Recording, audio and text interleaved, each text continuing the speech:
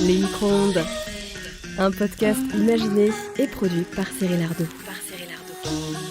Bonjour et bienvenue dans le 4e épisode des micro-ondes, le podcast qui parle de radio. Tout d'abord, un grand merci à vous pour votre fidélité. Vous êtes de plus en plus nombreux à nous écouter et à nous suivre sur les réseaux. Si vous aimez l'émission, prenez quelques secondes pour mettre 5 étoiles et encore mieux, un petit commentaire sur votre application préférée. Ça permettra à d'autres de découvrir les micro-ondes. Merci aussi pour vos nombreux retours sur la série Confinés. Pendant tout le reconfinement, nous avons passé un peu de temps ensemble à discuter de la manière dont les gens de radio travaillaient durant cette période si particulière. Vous avez été nombreux à beaucoup aimer cette série, alors n'hésitez pas à écouter ces 7 épisodes courts si ce n'est pas encore fait.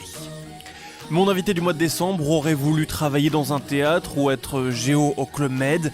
Il a même envisagé un temps de devenir médecin militaire, mais ça c'était pour faire plaisir à ses parents. André Torrent, c'est plus de 50 ans d'une carrière gigantesque, un début dans le journalisme, puis un virage, celui de la musique et du divertissement.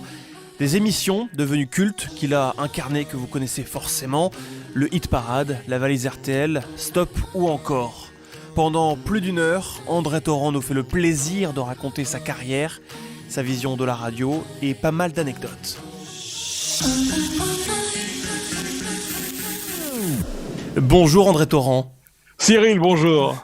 Merci beaucoup d'avoir accepté l'invitation et d'être dans le podcast aujourd'hui, le podcast du mois de décembre. Ça me fait très plaisir de vous avoir. Moi aussi, entre passionnés de radio, il était normal qu'un jour ou l'autre on se retrouve. Bon, ça y est, c'est aujourd'hui.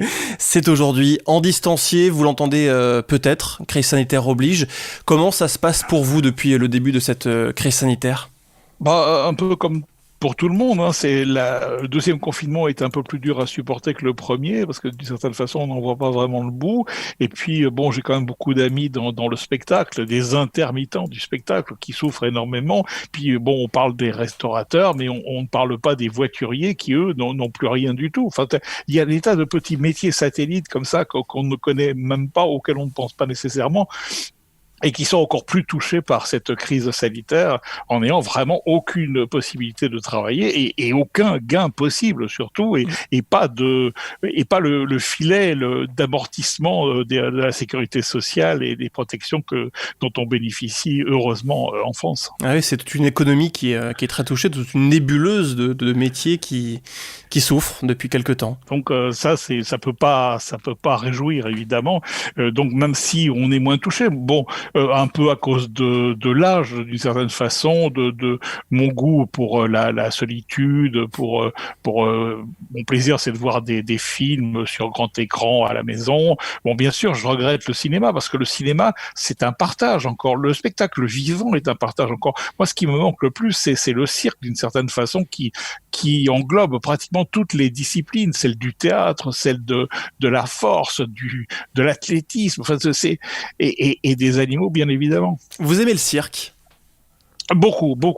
C'est pour moi le cirque c'est un ensemble de choses. Et puis il y a cette piste et les spectateurs qui entourent la piste. Peut-être que c'est parce que je regardais la piste aux étoiles de Gilles Margaritis quand j'étais petit à la télé. Je sais. Enfin peut-être aussi parce que c'est des émotions. C'est de beaux spectacles en général, les spectacles de cirque. Vous y allez souvent, en temps normal ?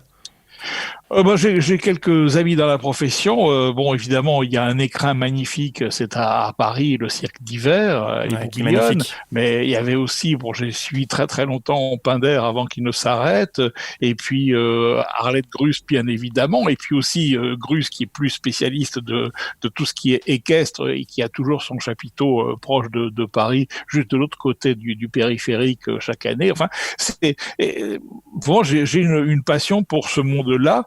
Peut-être aussi parce que c'est un des rares mondes artistiques que je n'ai pas réellement fréquenté d'une manière professionnelle. Et justement, on y arrive, votre carrière artistique, votre carrière radiophonique également, qui est extrêmement longue et qui se poursuit d'ailleurs, qui n'est pas complètement terminée.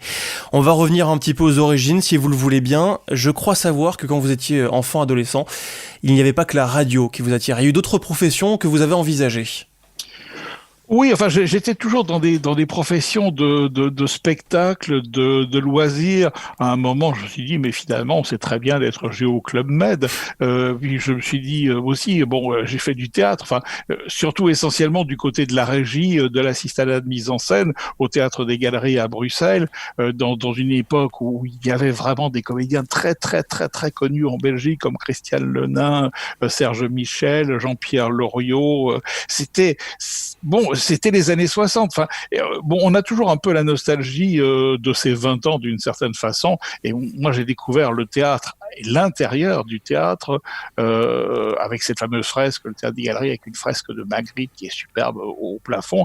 Bon, j'ai découvert ça quand j'avais 18 ans. Alors évidemment, à 18 ans, c'est un peu l'âge de tous les émerveillements quand on arrive à pénétrer un métier qui longtemps vous a fait rêver. Est-il vrai que vous avez songé à devenir médecin militaire? Oui, alors là, c'était aussi pour faire plaisir aux parents. Les parents attendent toujours des enfants et les enfants aiment bien faire plaisir à leurs parents. Donc, je savais qu'il fallait que je dise avocat, professeur. Oui. Et alors, médecin militaire, ça me séduisait bien parce qu'on avait dans l'immeuble qu'on habitait avec mes parents, il y avait un médecin militaire et il y avait son ordonnance qu'il ramenait en voiture tous les midis puis qu'il ramenait à la caserne. Enfin, je trouvais ça assez sympathique. Peut-être le goût de l'uniforme. Bon, tout ça m'a beaucoup passé quand j'ai fait moi-même mon service militaire à Delbrück en Allemagne, pendant 9 mois en Allemagne et 3 mois de préparation en Belgique. Là, j'ai passé plus de temps à nettoyer mon camion qu'à le conduire. Comment vous avez découvert la radio avant votre service militaire du coup? Ah bon, la radio, c'est une découverte d'enfance parce que mon grand-père était non-voyant, donc chaque fois que j'allais le voir, et j'en étais très heureux parce que les grands-parents sont très importants pour les enfants. Ils sont plus gentils que les parents, ils ont plus de patience et puis ils ont toujours des choses à raconter. Et mon grand-père non-voyant était toujours à côté de son poste de radio, gros poste de radio avec un petit œil vert qui clignotait, qui me fascinait. Et il écoutait la BBC, il avait appris l'anglais avec la BBC, il écoutait tous les feuilletons dont il n'a jamais connu les dénouements puisque bon, il est décédé avant la fin des feuilletons. Le fait de voir cet homme dont la vie était rythmée par les programmes de différentes radios m'a donné vraiment le sentiment que ce média était d'une puissance extraordinaire puisque ça permettait à quelqu'un de parler à quelqu'un. Et pas de parler à une foule avec un ton forcément différent. Au théâtre, on porte la voix pour qu'au dernier rang, tout là-haut, on puisse entendre les répliques. Donc c'est un peu forcé. Puis on joue toujours pour ce quatrième mur qui est fait de visages, de corps, de bras, de mains, de sourires. Le public qui est là, face à la scène, quand on est dans un théâtre à l'italienne, ce qui est le plus souvent le cas. Avec la radio, c'est simplement quelqu'un qui parle à quelqu'un. Comme aujourd'hui, avant tout, je parle à Cyril avant de penser que d'autres personnes peuvent écouter. Vous parliez en début de podcast de votre goût pour la solitude. C'est un petit peu un rapport, parler à une seule personne à travers la radio et puis aimer cette solitude? Non, la solitude, bon, souvent dans ma vie, elle n'a pas été voulue, hein, elle a été plutôt subie, mais c'est aussi parce que je suis fils unique et que quand on est un enfant seul, il faut trouver de quoi s'occuper. Donc j'étais très tôt un grand lecteur, parce que j'ai appris à lire dans les Bob Moran de Henri Verne, bien avant la chanson d'Indochine, et en plus, bon, j'avais un goût, c'est le train électrique, parce que comme jouet, c'était mon jouet historique en quelque sorte. C'est fabuleux les trains électriques. Ça permettait de recréer un monde imaginaire. On faisait un monde de maisons, de gares, de trains, et puis on était maître de son réseau. Donc voilà, je crois que après, bon, j'ai eu un projecteur de cinéma, donc je passais en boucle les 15 mètres de pellicule 8 mm sur laquelle il y avait l'attaque de la diligence alors, je ne savais même pas que c'était un extrait du film de John Ford. Mais voilà, je passais ce film tout l'après-midi, comme les disques aussi. À l'époque, quand on achetait un 45 tours, on le ramenait à la maison et on écoutait face A, face B, face A, face B, face A, face B tout l'après-midi. Je crois que ça répond à la question de beaucoup de jeunes d'aujourd'hui qui se demandent mais qu'est-ce qu'on faisait pour s'occuper dans les années 50, 60, quand il n'y avait pas Internet, quand il n'y avait pas la télévision. Je crois que vous avez répondu à la question comme ça. Oui, là franchement, moi je me suis jamais ennuyé. Là encore, je ne m'ennuie pas. C'est ce qui me pèse dans la situation actuelle du Covid-19, c'est le fait que d'autres personnes en souffrent infiniment plus que moi. C'est ça qui m'ennuie, c'est ça qui fait que on peut pas être vraiment totalement heureux en ce moment, même si moi je me sens moins touché puisque je sors relativement peu. J'ai mes commerçants dans le quartier, j'ai le kiosque et les journaux donc à 500 mètres de chez moi. Enfin donc je ne souffre pas tellement. Puis je suis en couple, donc là aussi Il y a un soutien. Il y a un soutien moral de part et d'autre. Donc, et puis bon, j'ai mon fils qui, heureusement maintenant, parce que le cordon s'est un peu desserré, donc il habite le 9e, moi le 16e, on peut se voir maintenant, mais pendant un moment, ça n'a même pas été possible. Vous parliez tout à l'heure un petit peu du journal de Tintin, on va y revenir, ça a été votre premier contact avec les médias, ça a été la presse écrite. Oui, la presse écrite, et c'est une bonne chose d'ailleurs, parce que la presse écrite, bon, Tintin, j'avais décroché mon téléphone pour appeler le rédacteur en chef, que j'ai eu au téléphone, c'est Marcel Dehaye, un grand ami d'Hergé, mais ça, je ne l'ai su que par la suite, et j'avais un reproche à faire en tant que lecteur, c'est qu'il n'y avait pas de page cinéma. Et Marcel Dehaye a eu la gentillesse de me recevoir dans son bureau, proche de la gare du Midi à Bruxelles, qui sentait encore bon le chocolat un certain nombre de jours par semaine, puisque c'est là qu'on fabriquait le chocolat Côte d'Or. Et il m'a expliqué qu'il y avait des délais d'impression très longs. En fait, je savais pas qu'il y avait 3 semaines entre le moment où le journal était prêt à tirer et puis le moment où on pouvait le toucher, le palper. Bon, donc j'ai découvert un univers que je ne connaissais bien sûr pas du tout. Et il m'a commandé 6 articles sur le cinéma muet. Et après, j'ai fait les pages dites teenagers.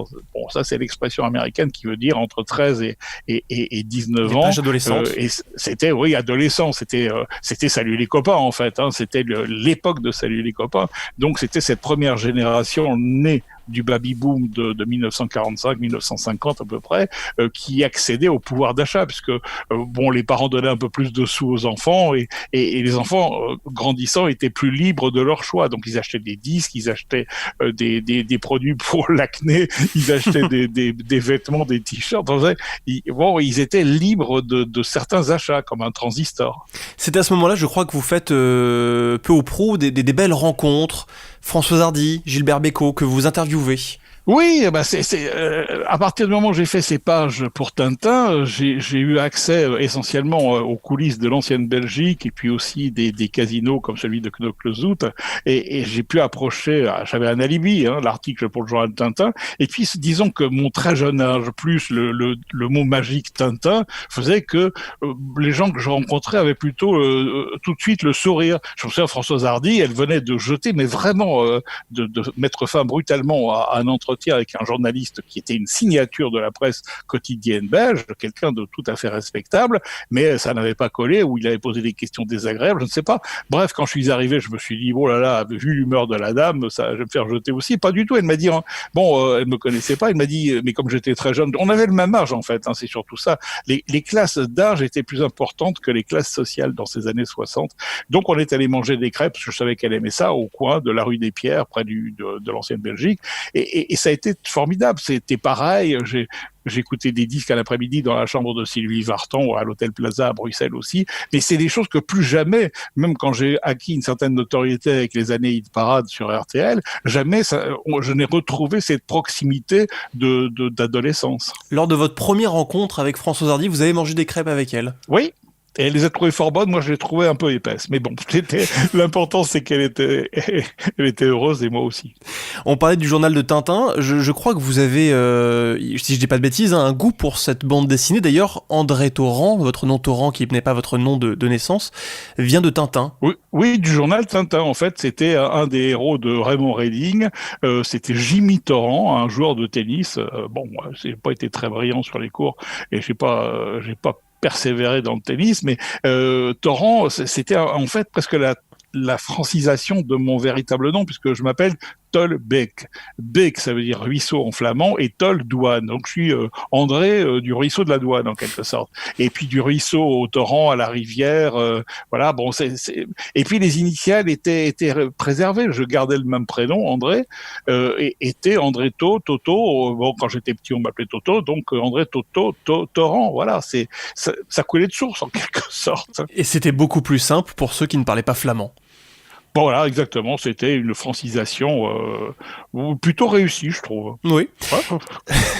Comment vous passez de la presse écrite que vous pratiquez du coup à ce moment-là au journal de Tintin à la radio? Je crois qu'à un moment vous allez taper à la porte de Europe numéro 1 et de la radio-télé Luxembourg. Oui, exactement. J'ai frappé à la porte de RTL et d'Europe à peu près au même moment. Europe côté rédaction, RTL côté variété. D'une certaine façon, au mois de juillet 67, les portes des deux radios se sont ouvertes, tout entr'ouvertes pour moi. Europe numéro 1, c'est parce que j'avais le premier envoyé une interview d'un pompier sortant de l'innovation au grand magasin en flammes. Ça, c'était au mois de mai 67. Vous pouvez nous en Ça parler un m'avait petit peu de servi ça? de carte de visite pour entrer à Europe numéro 1. Vous pouvez nous en parler un petit peu de ce reportage? Bon, c'était pas vraiment un reportage. C'est le tout, c'est d'arriver, d'avoir du son et très vite de pouvoir l'envoyer parce qu'à l'époque il n'y avait pas les portables, il n'y avait pas tout ça. Donc il fallait enregistrer sur un magnéto qui devait être professionnel et j'avais la chance d'avoir dans ma voiture un Scooby, c'était l'ancêtre du Nagra, du Perfecton, mais professionnel. Il fallait simplement rebobiner avec le doigt la bande parce qu'il n'y avait pas de marche arrière et ça sentait un peu le moisi. Il y avait une grosse batterie de 90 volts, je crois, si je me souviens bien. Et c'est Fred Gillisen qui me l'avait prêté parce que je l'aidais un peu. Il m'avait pris d'une certaine façon en amitié et un peu sous son aile protectrice. Disons qu'il me parlait tellement de radio que j'ai appris des petits trucs, comment bidouiller un téléphone pour envoyer du son, enfin, comment interviewer quelqu'un qui voulait pas répondre en mettant le micro sous l'interphone de l'appartement. Bon, mais c'était magnifique. Enfin, c'était magnifique. Mais bon, à ce moment-là, j'étais déjà à Télé 7 jours Marie-Claire depuis 2 ans. Donc depuis plus que ça même. Et bon, j'écrivais des échos, des articles sur les gens de la télévision. Mais ce qui m'a permis aussi d'être très tôt dans les coulisses de la télé et encore une fois de voir l'envers du décor et de comprendre le fonctionnement des grandes variétés, des émissions, le comportement des uns des autres, l'approche des caméras, essayer de n'avoir peur ni du micro ni d'une caméra, c'est vraiment important, c'est la chose la plus importante avant même, il faut aussi avoir quelque chose à dire, ça c'est aussi important. Vous disiez qu'en tapant à la porte de Europe 1 et RTL, vous tapez d'un côté à la rédaction, de l'autre au programme, au divertissement. Vous étiez tiraillé un petit peu entre ce côté journaliste et ce côté animateur? Non, là, je pense que les événements vous dépassent. On dit souvent, quand les événements vous dépassent, feignez d'en être les organisateurs. Mais bon, j'organisais rien du tout. Simplement, je voulais faire de la radio. Bon, on me proposait, j'étais plus engagé dans la piste de l'information, grâce ou à cause de l'incendie de l'innovation. Puis aussi d'un moment où il y avait la grève de l'AFP à Paris. Et donc, l'équipe d'Europe était venue faire le journal de 13h, Jacques Paoli, à Bruxelles. Donc, en fait, bon, j'étais mieux introduit, disons, à Europe numéro 1 qu'à RTL à ce moment-là. Et puis après, j'ai connu des gens de RTL, et là, c'était plutôt du côté des variétés. Mais l'information, bon, je l'ai vécu pleinement pendant le mois de juin 67, qui a été un mois fertile en événements, puisqu'il y a eu la guerre des 6 jours, il y a eu un incendie d'un bidonville à Saint-Denis, il y a eu les 24 heures du Mans et la victoire d'Henry Ford Jr., de Ford sur Ferrari, pour la 2e année consécutive. Enfin, c'était tout ça était passionnant. Enfin, tout ça, ça me dépassait totalement tout ça. Hein. Mais après, bon, je me suis retrouvé au mois d'août à faire un essai dans les conditions du direct pour RTL pour l'après-midi en remplacement un jour de Jean Bardin. Et puis, malheureusement, ce jour-là, il y a eu une autre catastrophe que je n'ai pas couverte pour Europe numéro 1. C'était la catastrophe de Martelange, ce camion fou qui a dévalé la route. Il y avait d'un côté la Belgique, d'un côté le Luxembourg. Et il y a eu explosion de station-service. Ça a été un fait divers dramatique au mois de juillet, août, je crois, 67. Et bon, bien sûr, comme j'étais en direct sur RTL, je pouvais pas être sur place pour Europe numéro 1. Et ça a été la fin de ma carrière journalistique à Europe. On vous a reproché de pas y être? Ah bah évidemment, c'était une sanction immédiate et même pas la peine de plaider quelque argument que ce soit était irrecevable. Il fallait y être, mais disons qu'à ce moment-là, l'exigence des radios était telle que même si vous n'étiez pas payé, vous étiez taillable, corvéable à merci 24 heures sur 24 et on attendait de vous une réponse immédiate, même si vous n'étiez pas lié contractuellement à la station. Et ce jour-là, quand on vous fait comprendre que globalement votre carrière de journaliste à Europe 1 est terminée, qu'est-ce que vous ressentez ? Je ressens que, je suis dans la merde. Et heureusement que ça s'est arrangé à RTL, parce que j'ai remplacé Bardin pendant une semaine, puis une deuxième semaine, une troisième semaine, une quatrième semaine. Et finalement, j'ai enchaîné avec, pour la première saison radiophonique sur RTL, 1967-1968, j'ai enchaîné avec une émission quotidienne du lundi au vendredi, en fin d'après-midi, qui s'appelait Le Disco de Papa, où l'idée, c'est qu'un jeune de 22 ans, ça tombait bien, j'avais 22 ans, découvre les disques de ses parents et de ses grands-parents. Et c'était un peu l'antidote du président Roscoe, de Salut les copains. Moi, c'était pas vraiment ce que j'avais rêvé de faire à la radio, mais je trouve que c'était une idée géniale de Jean Farand et que j'étais bien content de défendre cette très bonne idée. Parce que 68, c'est aussi le moment où les jeunes réclament plus de rock à la radio. Vous diffusez la musique de papa. Voilà, exactement. Et en fait, c'était pas une mauvaise chose puisque au mois d'avril, l'émission durait 1 heure. Au mois d'avril, elle a pris une demi-heure de plus. Donc, j'ai fini la saison le vendredi 13 septembre 1968 avec 1h30 d'antenne chaque jour du lundi au vendredi. Sauf que ce vendredi 13, on m'a dit, sois particulièrement bon, c'est ta dernière émission. Parce qu'ils avaient décidé, et c'était une grande idée de RTL aussi, de mettre Philippe Bouvard dans ce créneau horaire avec ce qui allait devenir RTL non-stop. Donc en fait, moi je faisais l'émission en plus en décrochage à Bruxelles, parce qu'à cette époque-là, RTL avait des émissions en décrochage au Luxembourg, à Bruxelles, et faisait l'essentiel de ses programmes à Paris. Et donc il y avait un recentrage voulu sur Paris, et il y avait aussi l'idée qu'en compensation, on donnerait à Bruxelles le week-end. Sauf que, on commence par donner 2 jours par semaine au lieu de 5, et puis que la saison d'après, il n'y a plus d'émission du tout. C'est ce qui a été le cas, en fait. Votre émission s'arrête, vous allez à Marseille. Je vais à Marseille parce que, dans ces cas-là, c'est un coup de massue. On se dit, qu'est-ce que je fais ? J'ai rappelé Europe qui ne m'avait toujours pas pardonné le martelange.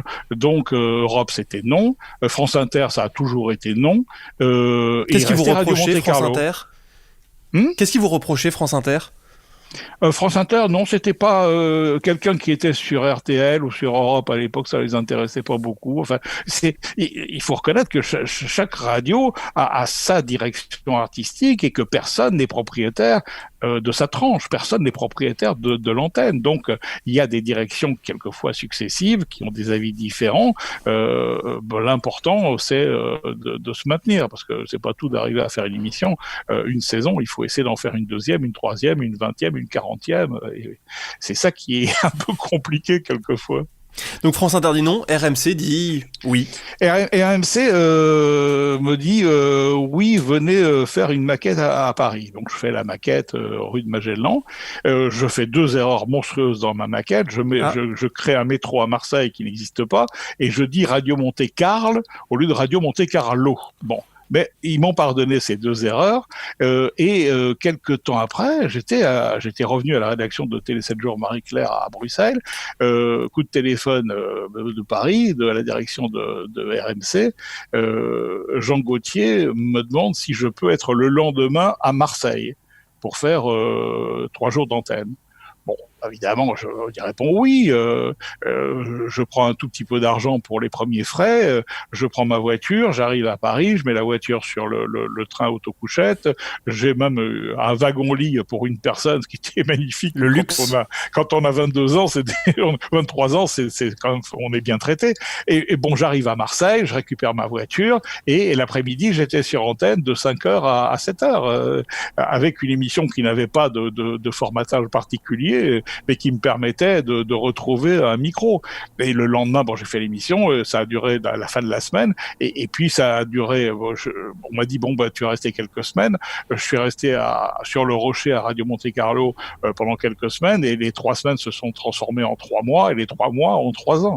Et je suis resté finalement 3 ans sur l'antenne de Radio Monte-Carlo à des horaires différents pour faire des choses différentes. Mais ça a été une parenthèse enchantée aussi que de travailler dans ces conditions sur le Rocher, dans une radio qui était en plein développement avec son nouvel émetteur grandes ondes 1400 mètres et avec des gens qui m'avaient précédé comme Maurice Gardet, Jean-Michel Desjeunes, Jacques Ball, Pierre Lescure, Jean-Robert Cherfis et d'autres qui allaient arriver comme Michel Cogoni ou Jean-Pierre Foucault. voilà, donc c'était, encore une fois, c'était on dit de place to be, mais ça choisit pas, c'est pas moi qui ai choisi d'aller là-bas, c'est la vie qui a fait que j'ai pu être là au bon moment, c'est merci la vie. RMC qui précisons-le, n'avait rien à voir avec ce que c'est devenu aujourd'hui. Non, c'était Radio Monte-Carlo, la radio du soleil. J'avais inventé un slogan, la radio qui est à la fois vue sur mer et sur la montagne. C'était, c'est poétique. Bon, mais c'était très musical. C'était un petit peu, un copier-coller de RTL. Mais dans l'historique de Radio Monte-Carlo, à l'époque de Radio Luxembourg, en fait, les deux émetteurs se partageaient les mêmes émissions. C'était Qui tout double, 100 francs par seconde, le crochet radiophonique, le radio circus, voilà tout ça, la famille du raton. Cette belle parenthèse dure donc 3 ans, et puis après vous allez passer à quelque chose de complètement différent. Vous allez animer une émission de voyance, si je dis pas de bêtises. Oui, enfin bon, j'ai fait vraiment quelques soirées avec Madame Soleil sur Europe, parce que je suis revenu à Europe par la petite porte. Ils m'ont laissé relativement revenir, enfin en tout cas pendant quelques semaines. Ils vous ont pardonné. Mois. Oui, enfin moyennement, puisque un jour, bon, tout était affiché. On allait dans ce qu'on appelait la grange. Alors, c'était au sommet de l'immeuble haussmannien de la rue François Ier. Il y avait sur la porte le planning des meneurs de jeu. Et bon, chaque semaine, on regardait les émissions qu'on allait faire. À l'époque, il y avait quand même d'autres animateurs qui étaient sur l'antenne. Hein, donc, et bon, moi, une semaine, j'arrive, je regarde et j'y étais pas. Je dis, bon, ça, c'est pas bien. Je vois la secrétaire. C'est mal parti. Et elle me dit, bah non, André, vous faites plus partie de la liste. Ils veulent plus de vous. Ah bon. En fait, c'était Jean Gorigny, qui était un patron extraordinaire, enfin un journaliste extraordinaire aussi, très proche de Boris Siegel à l'époque, qui m'avait lui pas pardonné du tout, parce que on s'est revus bien longtemps après. On a fait la paix un soir de Noël. Lui avait quitté Europe pour RTL, et on se retrouve à RTL tous les deux. Il vient me voir dans le studio où je faisais le hit parade. Il me dit, ah bah vous êtes bien quand même ici. Je dis oui, c'est pas grâce à vous. Et en fait, disons que moralement, on est tombé dans les bras l'un de l'autre, parce que c'était un grand professionnel de la radio, c'est un journaliste absolument respectable, comme Jacques Paoli, comme Siegel. Simplement, je crois qu'ils avaient mis beaucoup d'espoir en moi, d'une certaine façon, semble le dire, et je les avais déçus énormément en faisant ça. Parce que pour eux, il était inconcevable, quand on était sur Europe, qu'on puisse avoir ne fût-ce que l'envie d'aller sur RTL. C'était rude quand même de découvrir sur un planning qu'on faisait plus partie de la maison. Oui, c'était violent, mais c'est une chose à laquelle je pense quand on me dit les jeunes, c'est très difficile maintenant, trouver du boulot, tout ça. Mais bon, peut-être qu'à l'époque où j'avais besoin d'en trouver, il y avait du travail. Donc, il fallait trouver l'endroit où on voulait bien de vous. Mais c'était quand même très brutal aussi. Aussi facilement, on pouvait entrer dans une radio ou même une régie publicitaire, aussi brutalement, on pouvait en être écarté. Et sans recours possible, parce que tout ça n'était pas contractuel. On était vraiment, à ce moment-là, je ne savais même pas que ça s'appelait intermittent du spectacle, mais c'était, on disait pige, bon forfait de pige. Même quand j'ai travaillé pour Télé 7 jours Marie-Claire, entre Marie-Claire et Télé 7 jours, mes piges chaque mois oscillaient, c'était pas les mêmes, mais en gros, le volume financier qui m'était alloué chaque mois était le même. Donc, il y avait la parole donnée que, voilà, tu vas gagner, je crois qu'à l'époque, je gagnais 7000 francs belges par mois, mais voilà, en gros, j'avais ça. Et j'avais ça 11 mois par an. Et le mois de juin, on me demandait de ne pas être là, d'être en vacances, à condition, bien sûr, que je sois là tout le mois de juillet, tout le mois d'août, parce que là, les journalistes qui avaient des responsabilités familiales voulaient prendre des vacances. Enfin, c'était une époque de parole donnée, mais cette parole était assez brutale. J'ai l'impression, dites-moi si ma vision est biaisée, que les carrières pouvaient décoller très vite, beaucoup plus vite qu'aujourd'hui, et finalement s'écraser aussi beaucoup plus vite. Absolument, absolument. Et c'est ce qui était compliqué. Il fallait quand même avoir beaucoup de chance, mais la chance fait partie du métier. On le dit dans le journalisme. Et Guitry avait refusé un jour un comédien qui lui disait, voyez-vous maître, je suis tellement heureux d'avoir signé cette tournée avec vous, parce que voyez-vous maître, je n'ai pas de chance. Et là, Guitry a déchiré le contrat en disant, je ne peux pas vous engager, car je ne peux pas me permettre d'engager quelqu'un qui n'a pas de chance. On dit aussi dans le journalisme que le manque de chance est une faute professionnelle. On l'entend souvent. Oui, aussi, c'est pareil. Donc, Je sais pas, je pense que c'était plus facile d'entrer, mais la sortie, quelquefois, elle était brutale. En 72, sur RTL, on vous propose le hit parade. C'est un concept pas vraiment nouveau, je crois, à ce moment, mais que vous acceptez. Ce qui était vraiment nouveau dans le hit parade de RTL, qu'on a inauguré le 3 juillet 1972, et qui a duré 8 ans et demi dans sa formule de base, et qui après a été remplacé par Challenger, où on opposait un titre nouveau à un titre ancien chaque soir, et qui m'a permis d'atteindre le cap des 10 ans, puisque j'ai arrêté le 3 juillet 1982, voilà, 10 ans jour pour jour après la première du hit parade. Le hit parade quotidien, ça c'était vraiment nouveau. C'est encore une fois une grande idée de Jean Farand, mais aussi de Roger Krecher, Monique Lemarcy, deux personnes moins connues peut-être. Monique Lemarcy très connue dans le métier pour avoir favorisé les carrières de Julio Iglesias, de Johnny Hallyday, découvreuse de talents multiples, Jean-Jacques Goldman, Francis Cabrel. L'idée c'était de faire un hit parade quotidien. Alors, au départ, c'était juste une idée sur une feuille de papier, voilà. Alors, André, vous savez, vous allez opposer donc les premiers classés aux derniers, et puis bon, il y aura 5 étapes, et puis là, il y aura un classement général, le classement du hit parade, 30 titres classés, et ça sera le samedi ou le dimanche selon les grilles de programme des années suivantes. Et la chance que j'ai eue, c'est que le premier jour, le fameux 3 juillet, le réalisateur qui devait m'accompagner a eu un problème cardiaque. C'était une chance d'une certaine façon pour moi, parce que je me suis retrouvé tout seul, et donc avec simplement Monique Lemarcy avait trouvé un générique, c'était Popcorn, Hot Butter, un truc que c'était fait avec la bouche comme ça, par des claquements comme une balle de ping-pong, et je me suis retrouvé tout seul pour élaborer le programme. Donc c'est là que j'ai eu l'idée des extraits qui en fait étaient préenregistrés, parce que on n'avait que 6 lecteurs de cassettes à ce moment-là, et donc tous les 6 titres, il fallait donc arrêter et reprendre. Donc enfin voilà, donc j'ai mis vraiment en place ce qui allait perdurer pendant presque une décennie. Et ça fonctionne parce qu'à ce moment-là, la production musicale, elle est extrêmement vive, il y a beaucoup de ventes, beaucoup d'albums qui sortent. Aujourd'hui, sur Vivacité, je fais le dimanche matin de 10h30 à 13h une émission Nos chansons ont une histoire, et en fait essentiellement ce sont des chansons des années 60, 70, 80. Ça a été une époque mais extraordinaire quand on se replonge dans des bouquins de 40 ans de tubes de 1960 à 2000 par exemple, ou les bouquins qu'ont écrit certaines personnalités du niveau de Pierre Delanoë, Eddie Mitchell, Claude François, Dick Rivers, tous ces livres qui m'entourent aujourd'hui, Cabrel, Yves Bigot qui a fait un très bon livre sur Michel Berger, enfin Vanessa Paradis aussi un livre intéressant. Enfin bon, c'était une époque extraordinaire d'intelligence, de musicalité, de carrière, de créativité. Et c'était aussi de créativité, mais c'était dû aussi au fait que le disque se vendait. Aujourd'hui, la musique est dématérialisée et démonétisée, ce qui est beaucoup plus grave.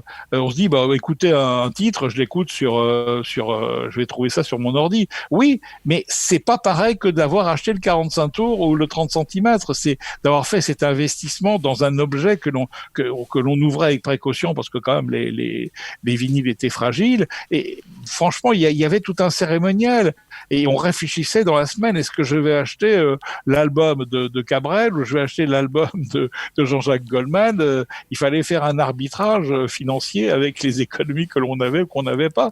Là, l'impression que la musique est quelque chose de gratuit, c'est assez épouvantable pour les artistes. Aujourd'hui, une écoute sur une plateforme de streaming, que ce soit Spotify ou Deezer, ça rapporte à peine quelques centimes, voire même moins, aux artistes. C'est très très peu. Et en plus, les artistes compensaient leur manque à gagner dans la vente de disques ou de CD ou de DVD par les spectacles vivants. Sauf que en ce moment, avec c'est un peu compliqué. Covid-19, il n'y a pas de spectacle vivant possible. Donc, l'économie même de beaucoup d'artistes, et même d'artistes de haut niveau, est assez mise en péril. Je vais donner quelques noms d'émissions qui devraient parler à pas mal de gens qui nous écoutent. Stop ou encore, La Valise RTL, ce sont des émissions que vous avez animées, même La Valise RTL, vous l'avez lancée. Ah oui, la valise RTL, oui, c'était l'été 74. On avait l'après-midi, on avait une émission qui s'appelait Double Hit, qu'avait animé la première semaine Sam Bernet, puis finalement ça collait pas vraiment, ou je sais pas ce qui se passait, mais on m'a dit, est-ce que tu peux récupérer l'émission? Et puis une semaine après, le début de cette émission, on m'a dit, mais on a ramené des États-Unis à un concept qui s'appelle cash call. Alors c'est l'animateur donne le montant de ce qu'il y a en cash, et si quelqu'un peut répéter le montant du cash, eh ben il a gagné. Alors nous, on va appeler ça la valise.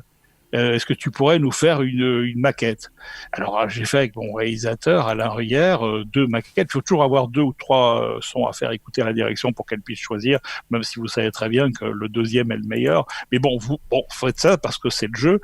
Et donc on a vraiment conceptualisé la valise, c'est-à-dire que j'ai imaginé cette valise comme une valise de film de série noire avec le pognon qui dépasse. Sauf que quand on a voulu vraiment mettre la somme gagnée, la première valise RTL gagnée par un couple de retraités de Boulogne-Billancourt, retraités de la RATP, on s'est aperçu qu'il fallait prendre les plus petites coupures existantes à l'époque des billets de 10 francs pour remplir ce qui était la valise la plus étroite trouvée chez Lancel, qui était en fait un attaché-caisse. Parce que bon, sinon il y aurait eu 50 billets dans la valise. Le concept n'était pas bon.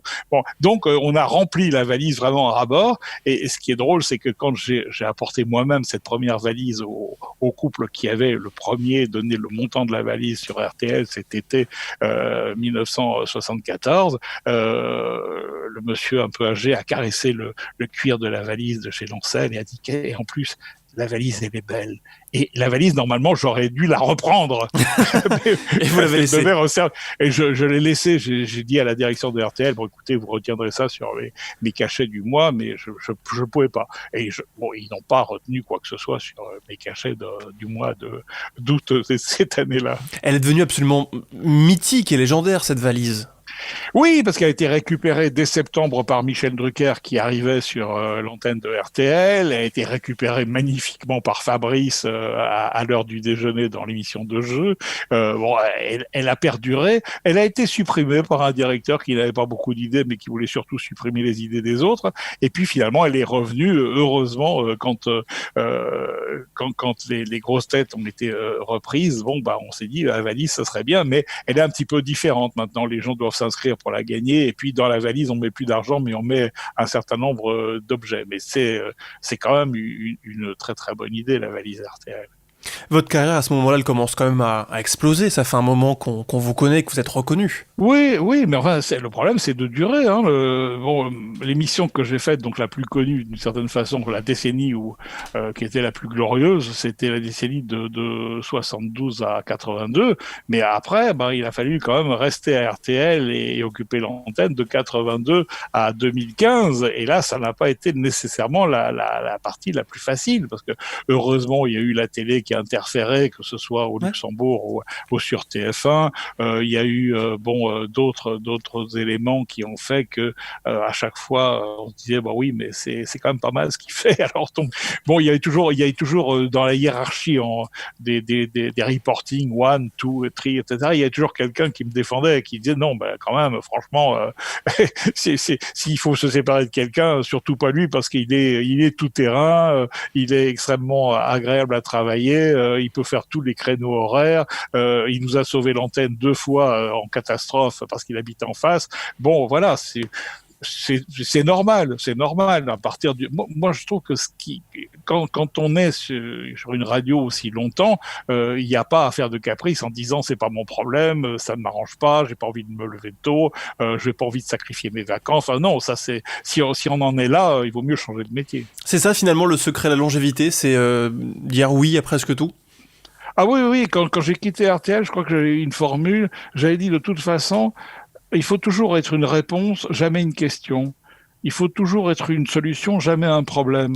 Et quand le président vous dit ma porte sera grande ouverte, surtout n'entrez pas. On est loin quand même de la vie de diva et de star qu'on pourrait imaginer.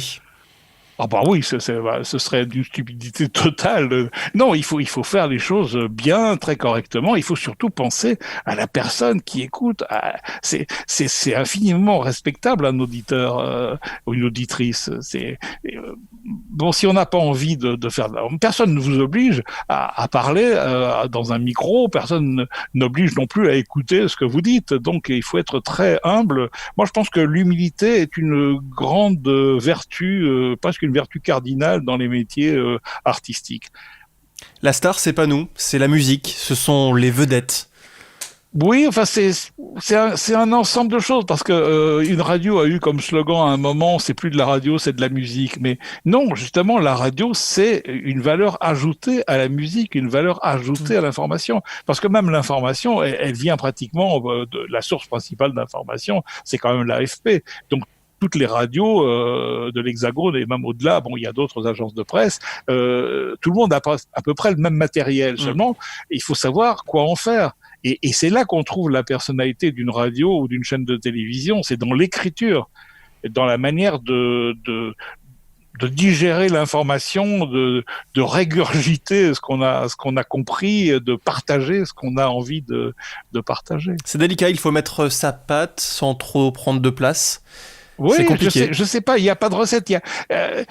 Pour faire un bon Big Mac, c'est simple. Il y a pratiquement, c'est presque épais comme un annuaire téléphonique. Encore qu'il n'y a plus d'annuaire téléphonique, mais bon, c'est quelque chose de très précis. Il y a des bing, des ding, des temps exactement pour le pain, pour la viande, pour le grill, pour les frites. Ça, c'est millimétré.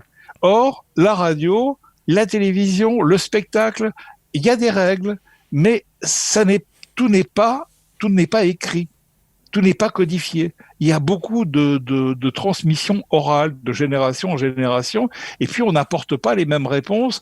Aujourd'hui, les réponses qu'on pouvait apporter en 1960 en radio ne sont plus du tout valables en 2020.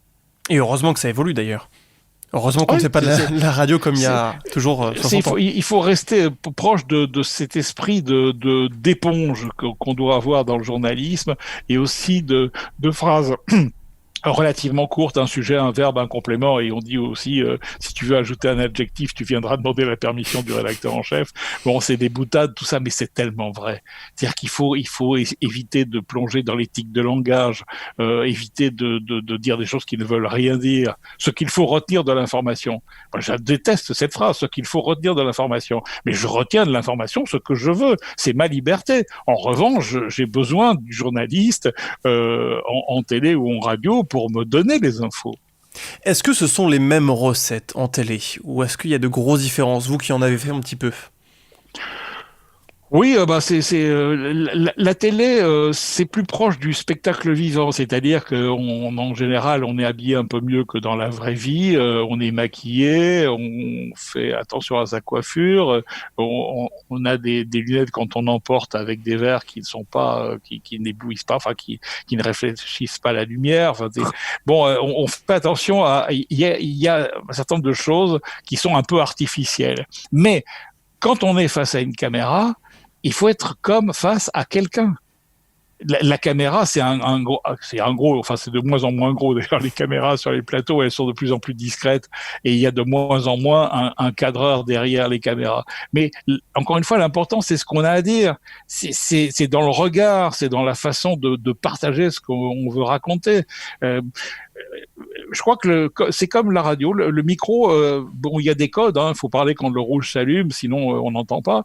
Quelquefois on a un casque sur les oreilles, c'est surtout pour mieux contrôler sa voix et savoir s'il y a eu une coupure ou s'il y a eu une micro-coupure pour reprendre la phrase à l'envers, si on n'a pas compris le sujet de la phrase. Enfin, il y a du travail, il y a du professionnalisme, mais avant tout, il faut être dans des conditions qu'on a envie de dire quelque chose à quelqu'un. Donc, pour moi, la radio, c'est très simple. Ça tient en une phrase. La radio, c'est quelqu'un qui parle à quelqu'un. On le disait, vous avez fait un petit peu de télévision, pas mal d'émissions musicales. Moi, ce que je retiens notamment, c'est que vous avez commenté l'Eurovision.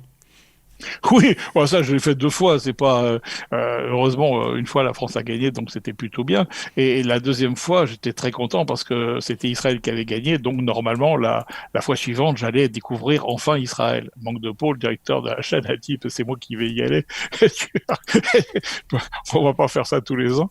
Et voilà, donc bon, c'est comme ça. Ça fait partie des petites choses de la vie. Bon, j'étais heureux de faire le commentaire de l'Eurovision 2 fois. Bon, surtout, je trouvais que c'était un peu stupide de la part d'un directeur fraîchement débarqué à TF1 que d'avoir pour premier signe de puissance décidé qu'il n'y aurait plus l'Eurovision sur sa chaîne. Je trouve pas ça très glorieux. Vous avez commenté quand Marie-Myriam a gagné ? Ouais. Vous lui avez porté chance. Oui, c'est peut-être elle qui m'a porté chance, non? Parce que ça s'est plus reproduit depuis. Hein. Mais j'ai loupé pour la Belgique Sandra Kim. J'étais pas là quand elle a gagné. Et j'étais pas là non plus quand ABBA a gagné. Et en fait, les Français n'ont même pas vu l'Eurovision en direct ce soir-là parce que il y a eu la mort de Georges Pompidou, je crois, qui fait que l'Eurovision 74 a été diffusée quelques jours après. Mais ABBA, ça reste presque. C'est mon groupe préféré parce que j'aime beaucoup les quatre A, B, B, A.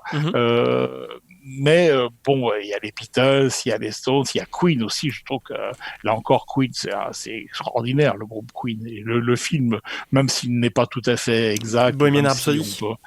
Bah oui, c'est extraordinaire. Et d'ailleurs, Bohemian Rhapsody, c'est un titre, quand on le réécoute, c'est complètement magnifique. Enfin. Donc ABBA et plein d'autres stars qui nous parlent toujours aujourd'hui. Johnny Hallyday, Laurent Voulzy, Michel Berger, Véronique Sanson, Alain Souchon.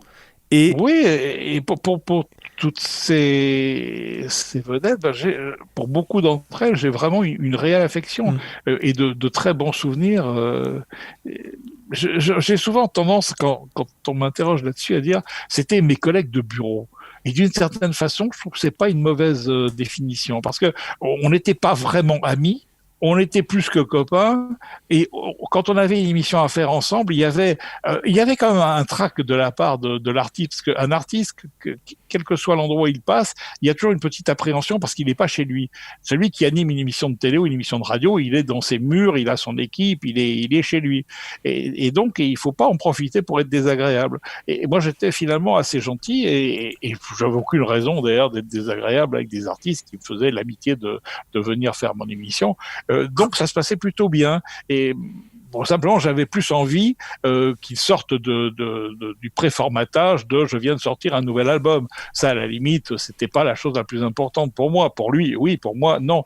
Ce qui est important c'est ce qui va bien, pourquoi il a fait cette chanson, qu'est-ce qu'il a marqué dans les derniers mois, qu'est-ce qu'il a un projet fou, qu'est-ce qu'il veut faire. Voilà, c'est la vie pour moi est plus importante que l'interview banale. Bon, je viens de sortir un nouvel album, j'espère qu'il plaira à ceux qui vont l'écouter. Vous savez, j'ai mis 3 ans pour le faire et oh là là, c'est pesant. Il y en a un qui est véritablement devenu votre ami, c'est Claude François. Oui, parce que Claude François était un être exceptionnel, mais j'aurais pu, avec un autre profil, être très ami, comme Sam Bernett avec Johnny Hallyday, ou j'ai aussi un ami journaliste qui était très proche pendant plus de 20 ans des Stones. Moi, je sais pas, j'étais en adéquation avec Claude François, à la fois parce qu'il me fascinait par ses origines, par l'histoire de sa vie, par la revanche qu'il avait prise, un peu comme le comte de Monte-Cristo sur sa vie antérieure, sur la manière dont il avait idéalisé ses premiers pas en Égypte, mais dont il avait complètement perçu le rythme et la musique. Et c'était quelqu'un de tout à fait passionnant et puis qui avait l'art de raconter aussi. Il y a des artistes qui ont plus que d'autres l'art de raconter quelque chose. Manu Dibango était un conteur magnifique, mais évidemment, comme c'était un conteur africain, c'était pas une vraie surprise, mais c'était un bonheur que de le recevoir. Bernard Lavilliers avait, bon, peut-être que tout ce qu'il racontait n'était pas tout à fait la vraie vérité, mais il le racontait tellement bien qu'on n'avait pas envie de chercher plus loin. Là encore, ce sont des invités totalement vraiment intéressant. Et Claude François, pardon d'insister, parce que bon, c'est pas tout le monde qui a comme ami Claude François, qui a été votre témoin de mariage.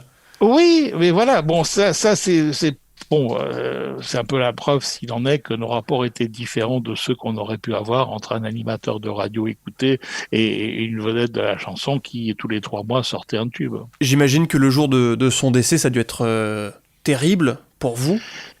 Bah, c'était terrible parce que c'était le samedi 11 mars que j'étais à l'antenne à 16h30 sur RTL Télévision pour le Super Jukebox, que la première chanson de l'émission, elle avait été décidée la veille au soir par un coup de téléphone de son attachée de presse, Marie-Thérèse de Haas, qui m'a dit, tu sais André, tu peux diffuser en ouverture du Super Jukebox la chanson Alexandrie Alexandra. Claude l'a fait le lendemain chez Drucker, donc comme ça tu auras 24 heures d'avance. La chanson a été enregistrée depuis plusieurs mois à Luxembourg, puisque Claude, la dernière fois qu'il est venu à Luxembourg, avait enregistré Sonny Régnette So Far, Magnolia Forever et Alexandrie Alexandra. Il avait fait 3 titres avec les Claudettes, mais évidemment, comme c'était un matériel extrêmement précieux, on le sortait chanson par chanson. On n'allait pas tout diffuser comme ça et griller toutes nos cartouches la même journée ou la même soirée. Donc, j'attendais le feu vert de Marie-Thérèse de Haas pour savoir quand je pouvais passer la chanson Alexandrie Alexandra. Et la chanson était prévue donc chez Drucker le lendemain et la sortie du disque était prévue le mercredi où on a enterré Claude François. Et donc vous avez diffusé cette musique en début d'émission. Voilà, et puis je me suis dit, je suis dans l'incapacité totale. Pour faire l'émission sur le métier, on arrive à le faire. Hein. Patrick Sébastien est monté sur scène le soir de la mort de son fils. C'est quelque chose que on sait faire. Ça veut pas dire que c'est pas coûteux ou que ce n'est pas difficile ou que les retombées sont assez brutales. Mais j'ai pas voulu prendre quelqu'un au téléphone cet après-midi-là et pendant 1h30, nous n'avons passé que des chansons de Claude François de 16h30 à 18h. Je me suis rendu compte seulement bien longtemps après, que ça avait été quelque chose de tout à fait extraordinaire de vivre ça parce que quand j'ai vu dans les archives de l'INA les Guy Lux mettant les caméras en rideau, accompagné par Sylvie Vartan, Pierre Perret, Michel Drucker, en disant on ne sait pas quoi faire, on est abasourdi, on n'y croit pas. Mais, enfin, en attendant, ils n'y croyaient pas, ils ont rendu l'antenne à Cognac-Jet parce qu'ils étaient incapables de faire une émission, parce qu'ils simplement ils n'avaient pas le matériel aussi. Hein. Nous, on était dans une structure extrêmement légère. On avait au-dessus du studio, 3 étages plus haut dans la tour de la Villa Louvigny, il y avait l'Ampex, et à l'Ampex, il y avait une petite pièce avec les cassettes de toutes les chansons qu'on avait enregistrées depuis quelques années pour le Hit Parade. Donc, on avait une assistante qui pouvait décapsuler les cassettes et les mettre dans la machine Ampex à CR25. Donc, pour nous, c'était pas un problème de faire 1h30 de Claude François immédiatement. C'est parce que la station RTL Télévision était structurée pour réagir au quart de tour. Je n'ai même pas appelé Jacques Navadic, directeur de l'antenne. C'est vous dire qu'on était quand même... on était suffisamment confiants, on n'a même pas pensé à appeler la direction pour dire voilà ce qu'on va faire. Vous aviez les mains libres. Oui, on avait, disons, une direction déléguée. Puis j'étais pas tout seul, hein. J'étais avec René Stéchen, qui était le réalisateur à la fois de l'émission du samedi après-midi en direct, mais surtout le créateur de tous les clips qu'on insérait dans l'émission. Enfin, il y avait à la fois des films de promotion qui venaient des États-Unis, qui venaient d'Angleterre, qui venaient d'Italie, comme Ti Amo, Umberto Tozzi, et qui ne passaient pas sur les chaînes françaises pour des raisons syndicales. On demandait aux artistes d'être présents devant les caméras de la SFP. Disons qu'à RTL Télévision, on était un peu plus laxiste. Si on avait une bonne bande vidéo de Earth, Wind and Fire, on la diffusait. La suite de votre carrière radio, elle se passe à RTL pendant pas mal de temps, avec un torrent de musique. Le matin. Oui, ça a été ma dernière émission. Ça a duré ça a duré un paquet d'années finalement. Un torrent de musique. Voilà, c'était le petit matin du samedi et du dimanche. C'est un horaire difficile parce qu'on se lève à 3h du matin pour être à la radio et commencer à 4h30. Quand j'ai quitté RTL en 2015, celui qui a récupéré le créneau horaire, Vincent Perron, on dit Vincent, on peut pas lui demander de se lever si tôt. On va commencer l'antenne à 5h. Bon, moi j'avais mis un point d'honneur à commencer avec mon réalisateur l'émission à 4h30 parce que à 4h30, je sentais que le week-end, il y a tous les métiers qui travaillent. Il y a beaucoup de gens qui travaillent le week-end, contrairement à ce qu'on peut imaginer.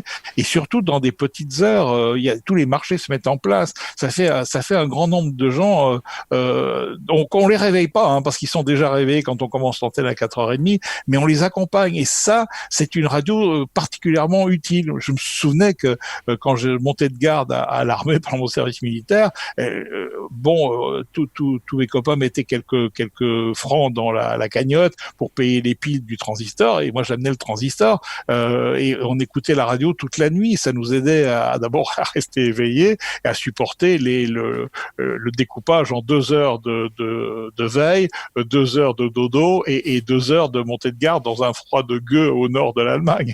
C'est vrai que pour avoir été déjà auditeur de la radio pendant la nuit, je trouve qu'il y a un changement entre le moment où maintenant aujourd'hui, à l'heure actuelle, c'est beaucoup de robots la nuit qui diffusent des disques et des rediffusions, mais je trouve qu'il y a un changement entre le moment où on est sur ces rediffusions et sur le robot et le moment où on reprend l'antenne en direct. Je trouve qu'on a l'impression que le monde se réveille finalement. C'est le monde se réveille, c'est-à-dire que malheureusement pour des raisons de coût d'antenne, c'est un peu compliqué parce que c'est formidable d'avoir autant de créativité possible avec 1000 radios en France. Seulement le problème, c'est que c'est 1000 radios à l'économie et que même les grandes radios sont obligées de faire des économies aussi. Et donc on a supprimé les animateurs de la nuit qui étaient pourtant un vivier de futurs animateurs du jour. On a multiplié les podcasts ou les rediffusions, alors qu'en fait, la nuit, c'est une dimension totalement différente. C'est un bac à sable. La nuit, par exemple, sur RTL, pour moi, ça reste la voix de Georges Lang. On sait même plus s'il existe vraiment, mais c'est une voix dans la nuit. C'est comme à la fin du film American Graffiti, où les mômes qui sont en dernière année, c'est la fin des cours, arrivent à l'émetteur, et puis il y a Wolfman Jack qui est vraiment la voix de la radio, qui dit non, moi vous savez, je suis juste un technicien, je passe du son là, c'est lui il envoie ça, je ne sais pas d'où, et il refuse de dire que Wolfman Jack c'est lui pour ne pas démystifier cette voix qui vient d'ailleurs. Et Wolfman Jack, là, je suis un peu envieux, c'est vrai. Georges Lang a un jingle avec la voix qui annonce ses propres programmes, qui annonce Georges Lang. Alors Wolfman Jack annonçant Georges Lang, moi je trouve ça magnifique. Je comprends votre jalousie. Durant toute cette carrière, vous avez beaucoup, en tout cas en radio, tourné entre Europe 1 et RTL. Vous avez jamais eu envie, notamment au moment des radios libres, d'aller taper à ces portes de ces nouvelles radios, Énergie, MFM, tout ça qui émergeait? J'ai pas eu envie de quitter RTL parce qu'il n'y avait pas de raison. Quand on est sur la radio qui est la radio la plus écoutée de France, on peut pas vraiment avoir envie d'être sur une radio beaucoup moins écoutée. En plus, les radios dites libres n'avaient de libre que le nom parce qu'elles n'étaient pas libres du tout. Et les seuls qui ont tiré vraiment leur épingle du jeu, ce sont ceux qui en ont fait un commerce plus que profitable en étant toujours en avance d'une loi. Ça a été le cas de l'histoire, de la préhistoire de Énergie, par exemple, qui a bénéficié de conditions assez particulière dans sa première évolution, et qui est toujours une radio très intéressante et agréable, mais c'est pas une radio libre. Elle a les mêmes contingences que toutes les radios. Il faut payer les salaires à la fin du mois. Il faut avoir des studios aux normes. Et quelquefois, d'ailleurs, quand il y a une école de radio. Moi, je pense que c'est compliqué d'apprendre la radio, mais j'étais là pour une émission tout à fait spéciale, un week-end pour les Restos du Cœur. Oui. Mais ce studio qui est un studio de Studio École de France est magnifique. Il est vraiment aux normes des plus beaux studios de radio en France et probablement ailleurs. C'est un outil de travail extraordinaire et qui permet à des jeunes de se familiariser avec ce qu'est aujourd'hui la radio. C'est-à-dire, on est passé de l'analogique au numérique, on n'a plus les cassettes, on n'a plus les vinyles, on n'a plus les 45 tours, les 33 tours, on n'a plus tout ça. C'est un peu immatériel puisqu'on puise les chansons dans la banque de données et le conducteur, il s'affiche sur un écran d'ordinateur avec les jingles qu'on peut insérer. Enfin, c'est une autre façon de travailler, mais il reste quand même que, en finalité de tout ça, qui sont des points uniquement techniques, il y a quelqu'un qui parle à quelqu'un. Et ça dépend de la personnalité du meneur de jeu, pour reprendre la terminologie d'Europe 1, ou de l'animateur pour prendre celle de RTL. On y revient, mais ces évolutions que vous avez constatées qui sont technologiques, mais qui sont pas que technologiques, dans la façon de faire de la radio, évidemment, ça a évolué. On va aussi vers des programmes beaucoup plus formatés. Comment vous les observez, vous, ces évolutions? C'est quelque chose qui vous chagrine, au contraire, vous vous dites c'est plus carré, c'est plus professionnel, peut-être? Avant de revenir à l'antenne sur Vivacité en Belgique, dans le service public, avec une émission qui parle des chansons des décennies précédentes, toutes nos chansons ont une histoire, je trouve que les radios sont formatées. Je pensais qu'après RTL, je retrouverais certainement une radio, et puis finalement j'ai écouté les autres radios qui auraient pu peut-être m'engager, et je me suis dit mais non, il n'y a aucune raison qu'il m'engage, parce que tout est formaté. L'animateur, il a juste 30 secondes pour rappeler la fréquence, et c'est vraiment, on n'a pas besoin de mes compétences pour faire ça. C'est vraiment de la radio à minima. Ça veut pas dire qu'elle n'est pas agréable à écouter, hein, parce que moi je trouve que dans les magasins, c'est un peu, c'est pas la radio des ascenseurs, hein, mais il vaut mieux pour un magasin avoir une radio extérieure musicale qu'avoir une radio qui parle et qu'on doit écouter, parce que si quelqu'un parle et qu'on n'écoute pas, c'est pas agréable. Ou alors la voix de la personne est tellement mélodieuse, agréable, que ce qu'elle dit n'a aucune importance et qu'on se laisse bercer par les mots. Mais la musique, ces radios musicales sont tout à fait intéressantes, sauf qu'elles ont des playlists de plus en plus raccourcies, et que forcément chaque public trouve sa radio. Mais ce sont des micro-publics, des mini-publics, et il y a plus cet ensemble qui faisait que, mais ça c'est une évolution inéluctable des choses. Avant, quand il n'y avait que 2 ou 3 chaînes de télévision, forcément, le lendemain au bureau, on avait tous vu la même chose pratiquement. Maintenant c'est plus le cas, et encore, je parle pas de l'évolution tout à fait extraordinaire des plateformes comme Netflix qui permettent une programmation encore totalement différente et à l'échelon planétaire et en VO. Enfin, c'est tout a beaucoup changé, mais c'est pas mieux, c'est pas moins bien, c'est simplement différent. Et il faut pas bouder l'évolution des choses.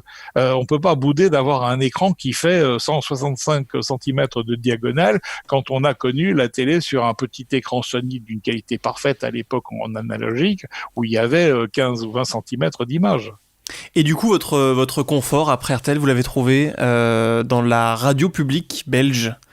Oui, enfin moi je vais où on m'invite, hein. En gros, encore une fois, il faut pas être il y a des choses qui ne me plaisent pas dans les vocabulaires souvent utilisés. C'est oui, je vais prendre une année sabbatique, ou je suis trop médiatisé, ou j'ai besoin de recul par rapport aux événements, ou j'ai été surexposé médiatiquement. Tout ça, c'est vraiment, ça me fait rire parce que c'est ridicule. Quand on est chanteur, quand on est un artiste, on n'a qu'une envie, c'est de faire son métier. Certains évidemment n'abordent pas la scène de la même façon que Johnny Hallyday qui en avait fait sa vie et même l'endroit où il était le plus heureux du monde. Mais simplement la radio, je peux pas la faire chez moi dans ma chambre. Encore qu'aujourd'hui, on y est presque. Hein. On peut faire de la radio avec pas grand-chose. C'est ce qu'on a fait aujourd'hui, vous et moi. Oui, exactement. C'est encore une fois, ça revient à ma formule, quelqu'un qui parle à quelqu'un. On n'a pas besoin on n'a même pas besoin de se retrouver. C'est un peu les problèmes du temps et du Covid-19 qui font qu'on n'est pas en tête-à-tête avec un micro entre nous. Mais c'est exactement pareil. On n'a pas besoin d'une certaine façon de se voir pour se comprendre. Et vous n'avez pas envie de prendre votre retraite aujourd'hui ? Ah non, je trouve que la retraite, c'est quelque chose de dramatique. Je ne vois vraiment pas l'intérêt. L'intérêt de la retraite, c'est quand on a un métier subi. Si vous avez fait toute votre vie un métier qui ne vous plaisait pas, il faut l'arrêter le plus tôt possible quand c'est possible, donc quand on a ses annuités pour la sécurité sociale. Mais c'est un peu triste de n'être heureux que parce qu'il est 5 heures et qu'on va enfin pouvoir faire quelque chose de sa vie, parce que tout le boulot qu'on a fait de 9 heures à 5 heures était alimentaire. Moi, j'ai eu la chance toute ma vie, c'est une chance extraordinaire, de faire ce que j'avais envie de faire un métier choisi. Donc un métier choisi, on n'a pas envie de l'abandonner. C'est le métier qui vous abandonne. Moi, j'ai pas quitté RTL, c'est RTL qui m'a quitté. Et je trouve ça tout à fait normal. Il y avait une évolution de l'antenne, une évolution d'âge, et puis le type de contrat qui m'unissait à RTL avait une deadline qui était 70 ans. Donc c'était tout à fait, c'était ce pourquoi nous étions mutuellement engagés. Donc il n'y avait pas à dire c'est triste, ils m'ont viré, pas du tout. Ça s'est passé remarquablement bien, mais c'était quand même eux qui ont décidé que je ne serais plus à l'antenne la saison suivante. On a fait dans le podcast, pour le tout premier épisode, Jackie Gallois, qui je crois aussi a été gentiment poussé vers la sortie par Europe 1 en 2015, je crois que c'était la même année. Est-ce qu'il y a eu un moment dans la vie de ces radios où on s'est dit, bon, on va essayer de faire un peu du neuf, on va pousser vers la sortie les gens qu'on a depuis très longtemps? Oui, mais c'est logique. Il y a une évolution logique qui fait que c'est un peu le syndrome de la ménagère de moins de 50 ans. Et aussi du fait que la directrice de la télévision de service public en France ait voulu écarter les hommes blancs de plus de 50 ans aussi. C'est le goût d'une certaine mixité, c'est le goût de donner la parole à d'autres générations. Moi, on m'a pas vraiment donné la parole. D'une certaine façon, je l'ai prise, mais si je suis arrivé à RTL dans ces années-là, c'est aussi parce que Jean Bardin a quitté RTL dans ces années-là. Mais c'est pas une c'est pas une vraie logique. C'est pas parce que quelqu'un arrive que quelqu'un s'en va. C'est Jean Farand qui a vraiment fait de Radio Luxembourg RTL. Jean Farand a été titré dans un journal de l'époque en 1966 l'assassin des Duratons. Il avait simplement arrêté un feuilleton qui était né à la radio bien avant la Deuxième Guerre mondiale, sur le Poste parisien, je crois, ou sur Radio Cité peut-être. Cette émission de Jean-Jacques Vital est revenue sur Radio Luxembourg, a vraiment performé magnifiquement pendant plus d'une décennie, peut-être même 2 décennies, et puis un jour, il faut changer de format. Et ça a été brutal. Le changement de Radio Luxembourg en RTL a été le plus brutal, puisque tous ceux qui étaient sur les antennes de Radio Luxembourg appartenaient à des contrats qui étaient des contrats de production privée. C'était du prêt à diffuser. Ce qu'on fait aujourd'hui en télévision, Radio Luxembourg le faisait dans les années 50. C'est-à-dire que des boîtes de prod amenaient des programmes qui étaient minutés, qui étaient formatés, et la station se contentait de diffuser sa grille des programmes avec les émissions qui venaient d'ailleurs. Je parlais de Jackie Gallois il y a quelques instants, lors du tout premier podcast, je lui ai demandé donc d'inviter quelqu'un, et c'était vous. Il vous a posé cette question. Si c'était à refaire, qu'est-ce qui changerait ? Qu'est-ce que vous lui répondez ? Je ne changerais pas grand-chose parce que beaucoup d'événements ne sont pas de mon fait. C'est arrivé parce que c'était les années 60, parce que il y avait un appel d'air extraordinaire pour les plus jeunes générations. Après, ça a été RTL, parce que RTL voulait vraiment se positionner comme radio numéro 1 dans la décennie suivant celle où Europe avait performé avec Salut les copains, Dans le vent, les grandes émissions, les grands rendez-vous d'information de Jacques Paoli, ou les flashs d'André Arnaud qui étaient tout simplement magnifiques. Moi, je pense que c'est les événements qui décident. Après, on a un pouvoir d'adaptation qui fait qu'il faut être relativement, encore une fois, il faut être souple. Les années de parade ont été peut-être celles qui m'ont permis d'être connu, mais après il a fallu durer. Ça n'est pas la chose la plus facile. J'ai abandonné une émission que j'aimais beaucoup, qui était Studio 22, qui est devenue par la suite Grand Studio, parce que simplement moi j'estimais ne plus avoir la fraîcheur d'esprit de recevoir un chanteur qui en était à son premier disque, qui n'avait pas grand-chose à dire. Il faut une certaine lucidité. Il y a des choses qu'on peut faire, et il y a des choses qu'il faut faire. Il faut les faire en adéquation avec ce que l'on croit ou avec ce que l'on est. Et on n'est pas la même personne à 50 ans, à 60 ans ou à 20 ans. Merci pour cette réponse. C'est à vous, du coup, de proposer un nom, d'inviter quelqu'un dans ce podcast. Et puis, pareil, une question que vous aimeriez lui poser. François Jouffa, Sans hésiter. C'était un de mes premiers copains à la rédaction d'Europe numéro 1. C'est lui qui a rattrapé l'accident de Martelange en Belgique que je n'avais pas couvert puisque j'étais déjà sur RTL. C'est un garçon qui a performé avec une émission que j'aimais beaucoup, c'était Vignes de fraises l'après-midi sur Europe. Il a une connaissance emblématique de la musique. C'est le premier qui a fait une interview des Beatles. C'est quelqu'un de très bien. Il a fait un film d'Abonzès qui était pratiquement le brouillon d'Emmanuel qui allait sortir quelques années plus tard. Enfin, c'est quelqu'un qui a un vécu réellement solide. Son épouse Sylvie était assistante sur Salut les copains. Elle a écrit des livres de cuisine magnifiques. Enfin, c'est un couple que j'aime beaucoup. François Jouffa, pour moi, c'est un grand nom de la radio. Il était sur Inter par la suite. Et c'est lui qui a lancé Campus avant que Michel Lancelot ne reprenne l'émission. Voilà, je pense que c'est quelqu'un de bien, c'est quelqu'un d'intéressant, c'est quelqu'un qui mérite d'être écouté. Et alors, une question que vous aimeriez lui poser? Et alors? Et alors, voilà.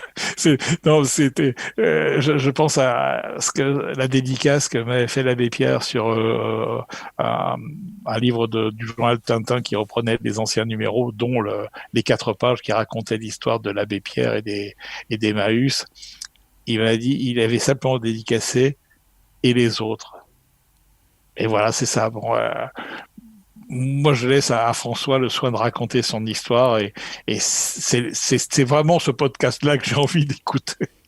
Eh bien, on lance l'invitation. Merci beaucoup, André Torrent, d'avoir passé plus d'1 heure avec nous. C'est un plaisir. J'espère que vous avez aussi pris du plaisir à vous raconter votre carrière qui n'est pas terminée. Elle se terminera comme se termine la vie. Moi, je pense qu'il faut bannir le mot retraite. Il faut toujours avoir des projets, il faut toujours avoir des envies, et il faut surtout avoir l'envie d'avoir envie. Merci, Johnny. Merci beaucoup, André Torrent. Vous venez d'écouter le 4e épisode des Micro-ondes. Un grand merci à André Torrent pour son temps et sa gentillesse. Un merci également à Jackie Gallois qui a permis cette mise en relation. Si vous avez aimé l'épisode, n'hésitez pas à mettre 5 étoiles et un petit commentaire sur votre application de podcast préférée. Ça permettra à l'émission de gagner un petit peu de visibilité. Les Micro-ondes, c'est un podcast indépendant produit par Cyril Ardo. La musique originale est signée Yann Lestrat. Prochain épisode le 30 janvier 2021. D'ici là, très bonne année.